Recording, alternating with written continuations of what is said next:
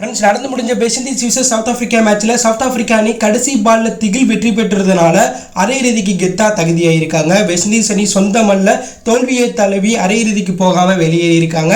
So south Africa அணி வெற்றி பெற்றது மூலம் இந்தியாவும் நியூசிலாந்தும் 2024 செமிஃபைனல் போட்டியில் மீண்டும் T20 உலகக்கோப்பையில் மோத போகிறாங்க. ஸோ இந்த மேட்சுக்கு பிறகு பாண்டியபிள் என்னென்ன மாற்றங்கள் நடந்துச்சு, இந்த மேட்ச்சில் எப்படி சவுத் ஆஃப்ரிக்கா ஜெயிச்சாங்க அப்படின்னு இந்த வீடியோவில் டீட்டெயிலாக பார்க்க போகிறோம். இந்த மேட்ச்சில் முதல்ல டாஸை வெற்றி பெற்ற சவுத் ஆஃப்ரிக்கா கேப்டன் பந்துவீச்சு தேர்வு செய்ய வெஸ்ட் இண்டீஸ் அணி முதல்ல பேட்டிங் விளாண்டாங்க. ஆனால் வெஸ்ட் இண்டீஸ் அணி முதல்ல பேட்டிங் விளாண்டாலும் அதனுடைய தொடக்கம் மோசமாக இருந்துச்சு. அந்த அணியை சேர்ந்த சாய் ஹோப் ஃபேஸ் பண்ண முதல் பால்லேயே டெக் அவுட்டில் முதல் ஓவரில் மார்க்கோ ஜாக்சன் போட்ட பாலில் கேட்ச் கொடுத்துட்டு வெளில போக நிக்கோலஸ் புரான் 3 பாலுக்கு 1 ரன் அடிச்சிருக்கும் போது மார்க்கரம் போட்ட பாலில் மார்க்கோ ஜாக்சன்கிட்ட கேட்ச் கொடுத்துட்டு அடுத்தடுத்து அவுட் ஆகிட்டு வெளில போயிட்டாங்க.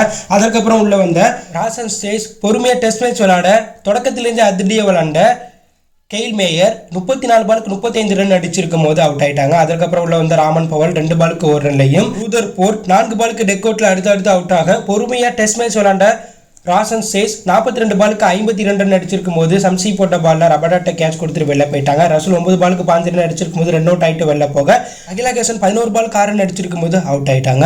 இதனால வெஸ்ட் இண்டீஸ் அணி 20 ஓவர் முடியல 8 விக்கெட்டில் போயிருக்கு 135 ரன்கள் மட்டுமே அடிச்சாங்க. எதிரணி பந்துவீச்சு தரப்புல சம்சி 4 ஓவர் 37 ரன்களை விட்டு கொடுத்து 3 விக்கெட் எடுத்தாங்க. பின்னர் கிளம்பிறங்கிய சவுத் ஆஃப்ரிக்கா அணியுடைய தொடக்கம் மோசமாக இருந்துச்சு. அந்த அணியை சேர்ந்த ஹென்ட்ரிக்ஸ் ஃபேஸ் பண்ண முதல் பால்லே ரசூல் போட்ட பாலில் கீப்பர்ட்ட கேட்ச் கொடுத்துட்டு வெளில போக குண்டன் டிகாக் 7 பாலுக்கு 12 ரன் அடிச்சிருக்கும் போது ரசூல் போட்ட பாலில் ரூதர் போட்ட கேட்ச் கொடுத்துட்டு வெளில போயிட்டாங்க. அதற்கப்புறம் உள்ள வந்த வீரர்கள் பொறுமையாக விளையாட மழை குறுக்க வந்ததுனால போட்டி கொஞ்ச நேரம் தடையானுச்சு. ஸோ மழை குறுக்க வந்ததுனால DLS விதிபடி 17 ஓவருக்கு சவுத் ஆஃப்ரிக்கா அணி 8 விக்கெட் கையில் வச்சு 123 ரன் அடிக்கணும். அதுக்குள்ளே டிஃபெண்ட் பண்ணால் வெஸ்ட் இண்டீஸ் ஜெயிப்பாங்க அப்படிங்கிற DLS விதிபடி இந்த டார்கெட்டை செட் பண்ணாங்க. ஸோ இந்த டார்கெட்டை நோக்கி கிளம்பிறங்கிய வெஸ்ட் இண்டீஸனுடைய தொடக்கத்தில் கொஞ்சம் நல்லா இருந்துச்சு. அதாவது மார்க்கரம் ஸ்டூப்ஸ் ஒரு சின்ன பார்ட்னர்ஷிப் அமைச்சாங்க. இதில் மார்க்கரம் 5 பாலுக்கு 18 ரன் அடிச்சிருக்கும் போது அவுட் ஆக ஸ்டூப்ஸ் 27 பாலுக்கு 29 ரன் அடிச்சிருக்கும் போது ராசன் சேஸ் போட்ட பாலில் கேட்ச் கொடுத்துட்டு வெளில போயிட்டாங்க.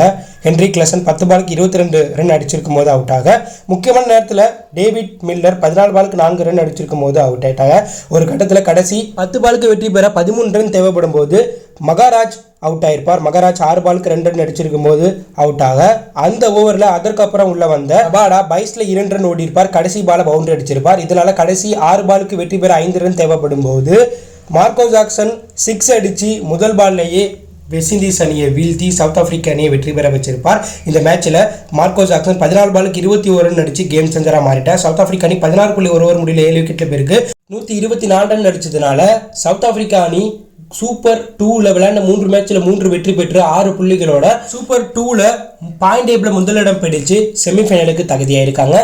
இங்கிலாந்து சூப்பர் 2ல் விளையாண்ட 3 மேட்ச்சில் 2 வெற்றி 4 தோல்வி பெற்று 2வது இடம் பிடிச்சதுனால அந்த செமிஃபைனலுக்கு தகுதியாயிருக்காங்க. ஸோ சூப்பர் 2ல் இருந்து சவுத் ஆஃப்ரிக்காவும் இங்கிலாந்தும் செமிஃபைனலுக்கு தகுதியானதுனால வேர்ல்டு கப் நடத்திட்டு இருக்க வெஸ்ட் இண்டீஸ் அணி செமிஃபைனல் வாய்ப்பை இழந்து வெளியேறி இருக்காங்க. USA அணியும் செமிஃபைனல் வாய்ப்பை இழந்துட்டாங்க. குரூப் 1ல் இடம்பெற்றிருக்க இந்தியா ஆஸ்திரேலியா ஆப்கானுக்கு இடையே செமிஃபைனல் போக கடும் போட்டி இருக்கு. இதில் இந்திய அணி ஆஸ்திரேலியாவை வீழ்த்தி ஆப்கான் வங்கதேசத்தை வீழ்த்தினா இந்தியாவும் ஆப்கானும் குரூப் 1ல் இருந்து செமிஃபைனல் போவாங்க. ஆனால் ஆஸ்திரேலியா இந்தியா வீழ்த்தி ஆப்கானுக்கு எதிராக நடக்க போகிற மேட்ச்சில் வங்கதேசம் ஜெயிச்சா இந்தியாவும் ஆஸ்திரேலியாவும் செமிஃபைனல் போவாங்க. ஸோ இந்திய அணி ஆஸ்திரேலியாவை வீழ்த்தினா செமிஃபைனலில் மீண்டும் இந்தியாவும் இங்கிலாந்தும் மோத வாய்ப்புகள் பிரகாசமாக இருக்குது.